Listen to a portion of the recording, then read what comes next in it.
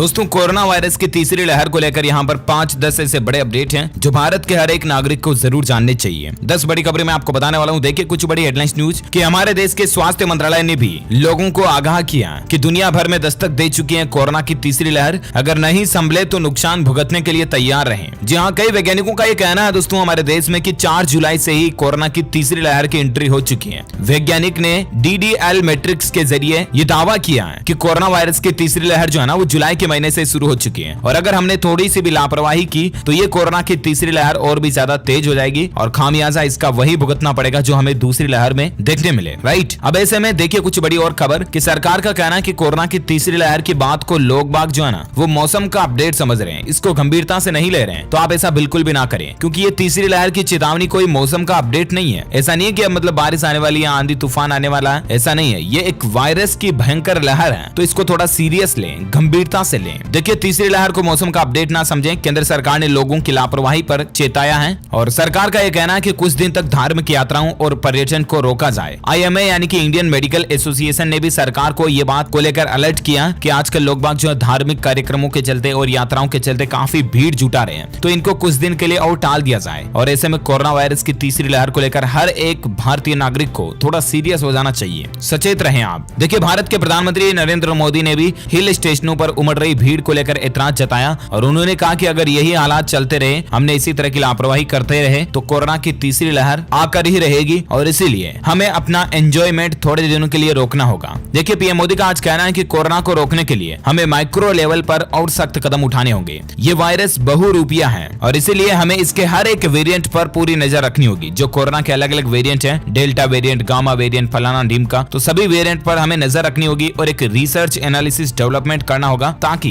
Corona की तीसरी लहर है उसके दुष्प्रभावों से हम पहले से बच सकें। हालांकि हमारे देश के वैज्ञानिक पूरी तरह से इस पर लगातार काम कर रहे हैं और रात दिन अपनी कड़ी मेहनत में जुटे हुए हैं। सरकार और प्रशासन भी कोरोना वायरस के रोकथाम के लिए वैक्सीनेशन प्रोग्राम को बढ़ावा देने के लिए खूब प्रयास कर रहे हैं और टीकाकरण भी चल रहा है देश में अच्छा खासा। लेकिन अब जरूरत है सिर्फ और सिर्फ आम नागरिक के साथ की। हम सभी को मिल करके कोरोना वायरस की तीसरी लहर से लड़ने के लिए क्या करना चाहिए, तो एक ही काम हम कर सकते हैं, वो है लापरवाही बिल्कुल ना करें। भीड़ वाले इलाकों में ना जाएं, बिना मास्क घर से बाहर बिल्कुल भी ना निकलें और अगर कोई काम नहीं है तो यूं ही मतलब घूमने फिरने के लिए, रबड़ने के लिए बिना काम घर से बाहर बिल्कुल भी ना जाएं। फालतू बाजार में भी भीड़ ना करें, सड़कों पर भी काम है तो ही घूमें। ऐसा नहीं कि इस गली में जाए हुए बहुत दिन हो गए तो इधर घूम के आ जाते हैं, ऐसा नहीं, समझ रहे हो ना। कुल मिलाकर के हर एक नागरिक को अलर्ट हो जाने की जरूरत है। बाकी तो फिर कोरोना की तीसरी लहर आकर के ही रहेगी और दूसरी लहर में भी आपको पता होगा कितना गंभीर माहौल बना था, कितने हजारों लोगों की मौत हुई थी। एहसास सिर्फ उन परिवारों को होता है जिन परिवारों ने खुद का अपना कोई खो दिया है। उनके एहसास को हमें भी समझना होगा और उससे लड़ने के लिए हमें भी पूरी जिम्मेदारी के साथ एक भारतीय नागरिक का कर्तव्य निभाना होगा। बाकी तो बहुत से लोग ऐसे होते हैं जो वीडियो देखने के बाद बस हाँ ठीक है यार, क्या मतलब कुछ नहीं, कोरोना फोड़ना, ऐसा नहीं करना, समझ रहे हो ना। तीसरी लहर की आठ को लेकर देखिए आप, महाराष्ट्र और केरल में भी तेजी से कोविड मरीज बढ़ रहे हैं। विशेषज्ञों ने, एक्सपर्ट ने भी हमारे देश में चेतावनी जारी कर दी है। महाराष्ट्र और केरल 2 राज्य ऐसे जहां पर मामले बढ़ना शुरू हो चुके हैं। एक खबर ये भी देखिए कि देश की जो पहली कोरोना मरीज थी ना वो फिर से संक्रमित हो चुकी है। हालांकि उन्होंने अभी तक वैक्सीन भी नहीं लगवाई। वुहान से लौटे मेडिकल स्टूडेंट ने 1.5 साल बाद भी वैक्सीन नहीं लगवाई है। दिल्ली जाने के लिए टेस्ट करवाया तो रिपोर्ट उनकी पॉजिटिव आई। जो हमारे देश की कोरोना की पहली मरीज थी, 30 जनवरी 2020 को देश में कोरोना का पहला मामला आया था और यही वो मेडिकल स्टूडेंट्स थी, 20 साल की, केरल के त्रिशूर की रहने वाली, जो 23 जनवरी 2020 को वुहान से लौटी थी और 30 जनवरी को उनकी रिपोर्ट पॉजिटिव आई थी और यहीं से शुरुआत होती है भारत में कोरोना की। तो इस तरह से प्लीज लापरवाही ना करें और ज्यादा से ज्यादा वैक्सीन लगवाने का प्रयास करें। देखिए भारत में पिछले 24 घंटों में 32,000 से भी ज्यादा नए कोविड मामले देखे गए। लगभग 33,000 नए कोविड-19 के केस आए। मध्य प्रदेश में बैकलॉग से जुड़ने से 2020 लोगों की मौत भी हुई। आंध्र प्रदेश राज्य में भी देखिए पिछले 24 घंटों में कोरोना के 2567 नए मामले आए, 18 लोगों की मौत हुई और पिछले 24 घंटों में देश भर में मतलब सबसे ज्यादा MP में मौतें हुई और टोटल मौतें 2020 से भी ज्यादा रही। तो आंकड़ों को देखकर आप पता लगा सकते हैं कि अभी भी मतलब कोरोना वायरस की दूसरी लहर भी पूरी तरह से खत्म नहीं हुई है, कि वैज्ञानिकों का कहना है कि तीसरी लहर भी आ चुकी है। ऐसे में हमें डबल सावधानी और डबल सुरक्षा रखने की जरूरत होगी। बाकी तो आप एक अच्छे समझदार आदमी, कोई छोटे बच्चे तो है नहीं जो आपको बार बार मतलब पकड़ के बैठ के समझाना पड़े। सेल्फ अनुशासन जिसे कहते हैं ना, वो रखें। और कुल मिलाकर के दोस्तों आप ध्यान रखोगे ना इन छोटी छोटी बातों का तो आपका परिवार भी सेफ रहेगा, सुरक्षित रहेगा। वरना आप बाहर बाजार में लापरवाही करके आ जाओगे, दोस्तों के साथ घुल मिल करके सब कुछ मतलब,